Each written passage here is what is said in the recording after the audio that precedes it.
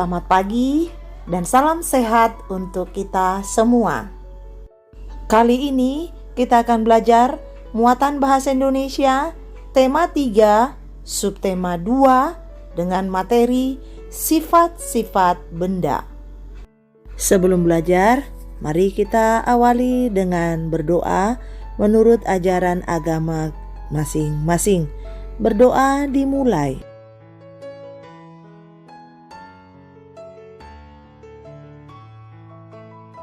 Selesai. Berdasarkan wujudnya, benda terbagi menjadi 3, yaitu benda padat, benda cair, dan benda gas. Pada pembelajaran sebelumnya, kamu telah mengelompokkan benda-benda padat, cair, dan juga benda gas yang ada di sekitarmu. Nah, jika kita perhatikan, benda-benda itu memiliki perbedaan. Nah, perbedaan-perbedaan itu yang menjadi ciri atau sifat masing-masing kelompok benda. Untuk lebih jelasnya, mari kita uraikan satu persatu. Yang pertama adalah benda padat. Benda padat ada yang keras, ada yang lunak, ada yang lentur dan keras. Sifat benda padat. Yang pertama, bentuk dan ukuran tetap. Nah, perhatikan, benda padat meskipun kita pindahkan tempatnya tidak akan berubah bentuk dan ukurannya. Contoh seperti alat-alat tulismu, pensil, penghapus, penggaris. Jika dimasukkan ke dalam tas, ukuran dan bentuknya tetap sama. Kemudian, ketika dikeluarkan dari tas, lalu dimasukkan ke dalam gelas atau ke kotak pensil, ukuran dan bentuknya juga tetap sama. Yang kedua adalah memiliki massa. Nah, ini dapat kita buktikan dengan menimbang benda padat tersebut. Ketiga, sifat benda padat yaitu memiliki volume tetap. Karena benda padat memiliki volume yang selalu tetap, itulah sebabnya benda padat tidak dimasukkan ke wadah yang ukurannya lebih kecil.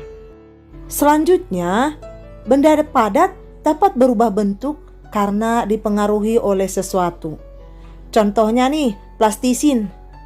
Jika ditekan akan berubah bentuk. Kamu juga dapat memanfaatkan plastisin untuk membuat mobil dan boneka mainan. Contoh lain, kertas. Kertas dapat dibentuk menjadi aneka kerajinan seperti bentuk hewan.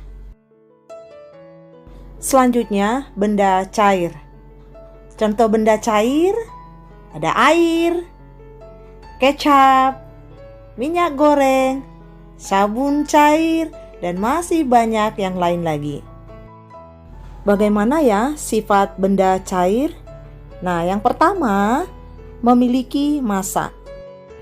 Kita dapat membuktikannya ketika gelas ukur yang kosong ditimbang dengan gelas ukur yang berisi air. Tentu saja, gelas ukur yang berisi air yang memiliki massa lebih besar. Yang kedua, benda cair memiliki bentuk selalu berubah sesuai dengan wadahnya. Misalnya, ketika kita menuangkan air ke gelas, maka bentuk airnya seperti gelas. Jika kita tuang ke dalam mangkok, bentuknya juga seperti mangkok. Selanjutnya, jika kita masukkan ke dalam botol, maka bentuknya juga seperti botol. Nah, hal ini yang membuktikan bentuk benda cair selalu mengikuti wadahnya. Berikutnya adalah benda cair memiliki volume yang tetap. Selanjutnya, permukaan air yang tenang selalu datar. Sifat berikutnya adalah benda cair selalu mengalir ke tempat yang lebih rendah. Benda cair juga meresap melalui celah-celah yang sempit. Contohnya, sumbu kompor minyak dan sumbu lampu teplok. Sumbu dapat meresap minyak sehingga minyak naik dan dapat membuat kompor serta lampu teplok menyala. Peristiwa benda cair meresap melalui celah-celah yang sempit disebut dengan istilah kapilaritas. Selanjutnya adalah benda gas. Benda atau zat gas yang sering kita temui adalah udara, yaitu udara yang kita hirup setiap hari. Udara tidak dapat kita lihat, namun dapat kita rasakan. Hal ini dapat kita buktikan ketika kita bernafas. Ketika kita bernafas, kita dapat menghirup dan mengeluarkan udara.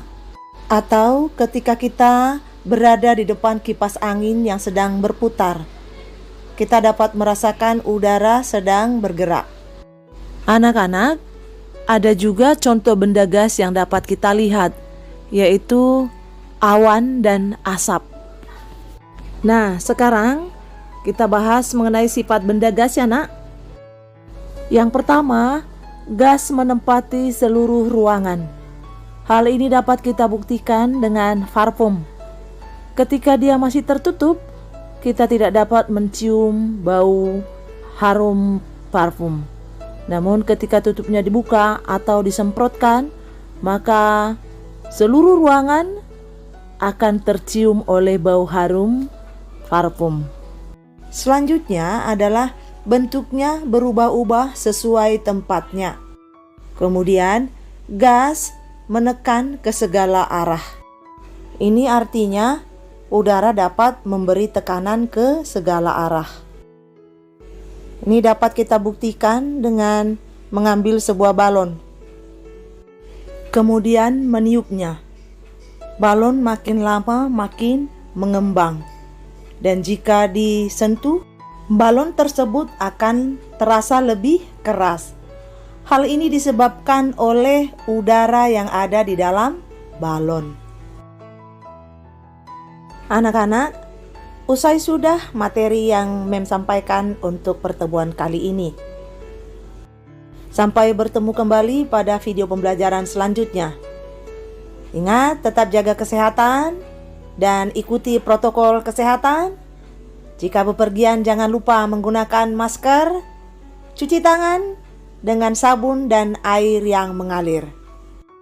Jaga jarak, hindari kerumunan, dan tetap berada di rumah saja. Terima kasih. Bye.